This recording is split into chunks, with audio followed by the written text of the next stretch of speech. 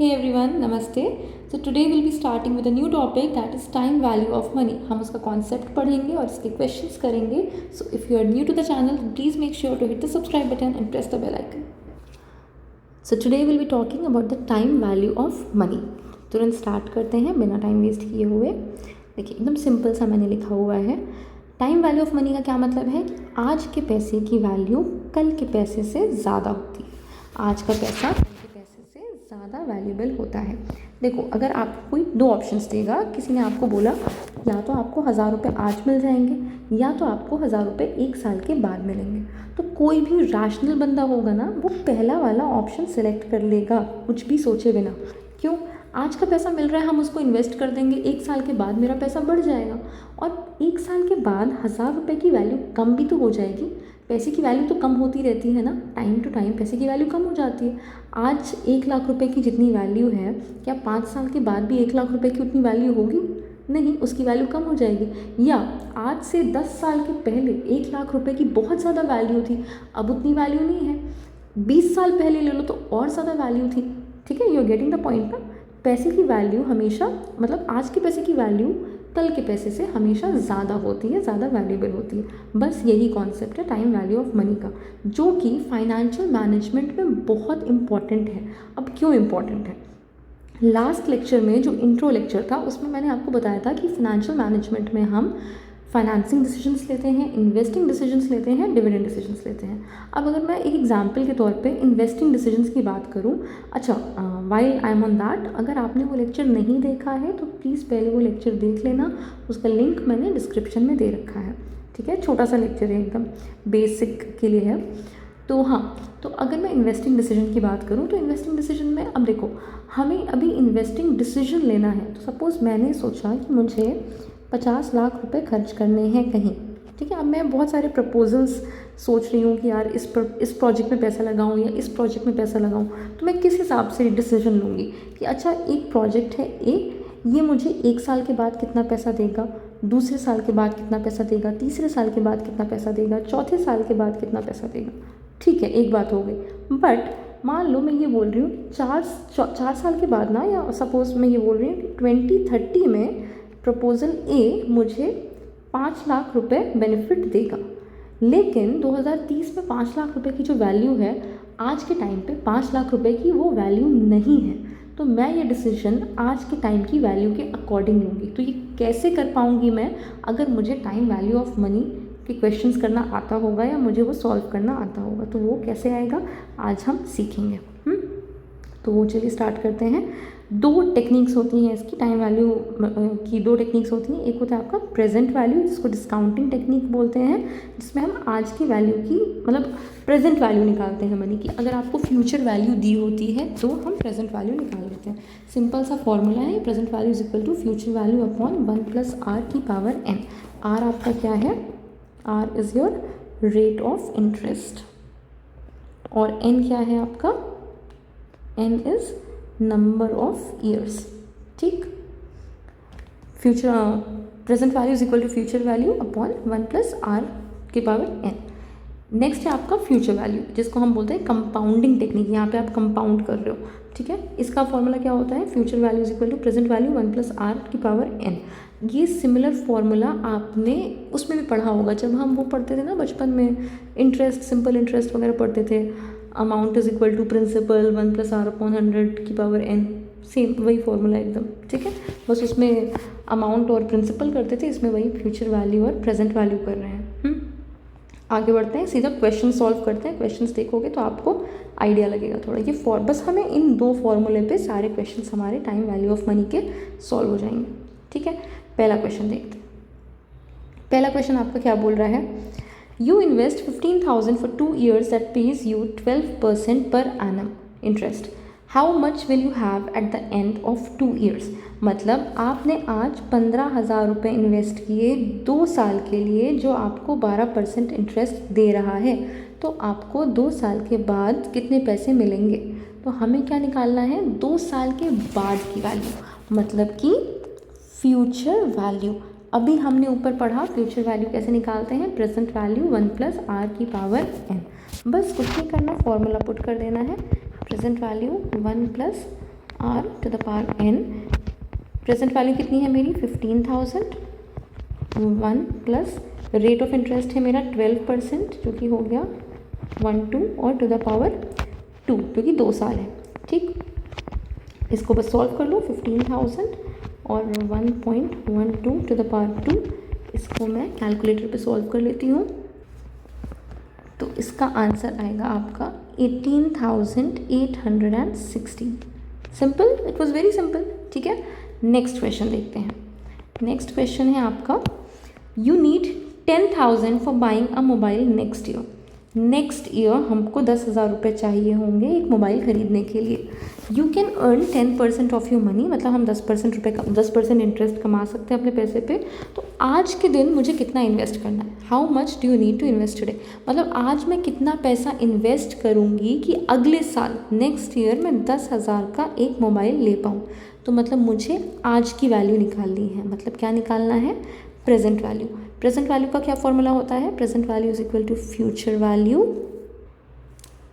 1 plus r to the power n। Future value दी हुई है हमें 10,000 और रेट ऑफ इंटरेस्ट भी दिया हुआ है हमें कितना, 10%, और पावर कितनी है 1। नेक्स्ट ईयर ही पूछा गया है, बस इसको सॉल्व कर लेना है।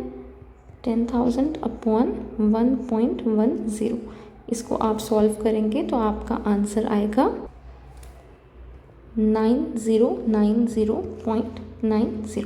मतलब आज के दिन आपको कितना इन्वेस्ट करना है, 9,090 रुपीज़ 90 पैसे आप आज इन्वेस्ट करोगे तो 10% इंटरेस्ट मिलेगा, तो अगले साल आपके पास 10,000 रुपये आ जाएंगे।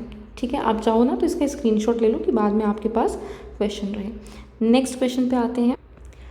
ओके, सो ये क्वेश्चन क्या बोल रहा है, suppose you receive 1,000 today, another 1,200 a year later and 1,300 2 years later, how much will you have 3 years from today, और इंटरेस्ट रेट आपको बता रहा है 10%।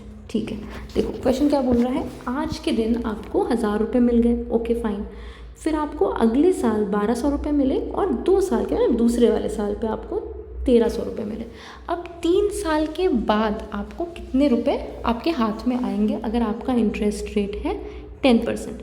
3 साल के बाद का अमाउंट पूछ रहा है, मतलब निकालना क्या है, हमें फ्यूचर वैल्यू निकालनी है। फ्यूचर वैल्यू का फॉर्मूला क्या होता है, present value 1 plus r to the power n। लेकिन हमें हर साल अलग अलग पैसे मिल रहे हैं, तो हम क्या करेंगे, इसको 3 बार में निकालेंगे। तो पहले हमें कितने रुपए मिले, 1,000 रुपये। 1,000 रुपये हमें आज मिल गए, 1 प्लस r कितना है, रेट मेरे पास है 10 का, तो 0.10। नंबर ऑफ़ ईयर्स कितने लेंगे, ये देखो ध्यान से देखना, ये 1,000 रुपये मुझे आज मिल गए हैं, 3 साल के बाद मतलब मुझे 3 साल तक इंटरेस्ट मिला है इस पर। ठीक है, तो मेरे लिए नंबर ऑफ़ ईयर्स कितना हो गया, 3 हो गया। ठीक, इसको भी हम सॉल्व कर लेंगे, ये पहला हो गया। दूसरा देखो, दूसरा मुझे मिला 1,200 रुपये। 1,200 रुपये मुझे मिले, इंटरेस्ट अगेन मेरे पास 0.10, लेकिन ये मुझे अगले साल मिला, मतलब 1 साल के बाद। तो अब मुझसे पूछा 3 साल के बाद, मतलब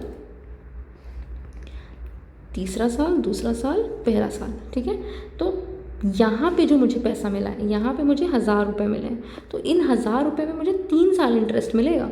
ठीक है, यहाँ पे मुझे 1,200 रुपये मिले हैं, 1,200 रुपये में मुझे 2 ही साल इंटरेस्ट मिलेगा, दूसरे साल और तीसरे साल। ठीक है, तो यहाँ पे नंबर ऑफ़ ईयर्स हो जाएंगे 2। और इसके बाद जो 1,300 रुपये मुझे यहाँ पे मिले ना, इस पर तो मुझे बस 1 साल का इंटरेस्ट मिलेगा, इसी साल का तो इंटरेस्ट मिल रहा है। ठीक है, तो नेक्स्ट अगर मैं करूँ 1,300 1 प्लस 0.10, जो मेरा इंटरेस्ट है 10%, और to the power 1। I hope आपको ये समझ में आ गया होगा। अब बस कुछ नहीं, इसको मुझे इंडिविजुअली सॉल्व कर लेना है। 1,000 to the power 3, 1,000 1.10 to the power 2, and 1,000 1.10 to the power 1। बस अब हमें इसको सॉल्व कर लेना है, तो आप इसको सॉल्व कर लीजिए। पहले वाले का आपका आंसर आएगा 1331, इसको सॉल्व करेंगे तो इसका आंसर आएगा 1452 और लास्ट में आपका आएगा 1430। मतलब आपको 1000 रुपये से 1331 मिल रहे हैं, 1200 रुपीज़ से आपको 1452 रुपीज़ मिल रहे हैं और 1300 रुपये से आपको 1430 रुपये मिल रहे हैं। कुछ नहीं करना है, बस इसको और इसको ऐड कर लेंगे और आपका फाइनल आंसर आ जाएगा 4230। ठीक है, एक बार फिर से देख लीजिए। क्वेश्चन क्या पूछ रहा था कि आपको पहले साल 1000 रुपये मिले, दूसरे साल 1200 और तीसरे साल 1300 रुपये मिले, तो 3 साल के बाद कितने पैसे आपके पास होंगे, प्रोवाइडेड आपका इंटरेस्ट रेट है 10%। तो बस इसमें क्योंकि फिगर्स अलग अलग थे तो हमने इंडिविजुअली सॉल्व किया हुआ है इसको। ठीक है, नेक्स्ट क्वेश्चन पे आते हैं। Mister x receives 1000, 1500, 1100, 1400 and 400 at the end of year 1, 2, 3, 4 and 5।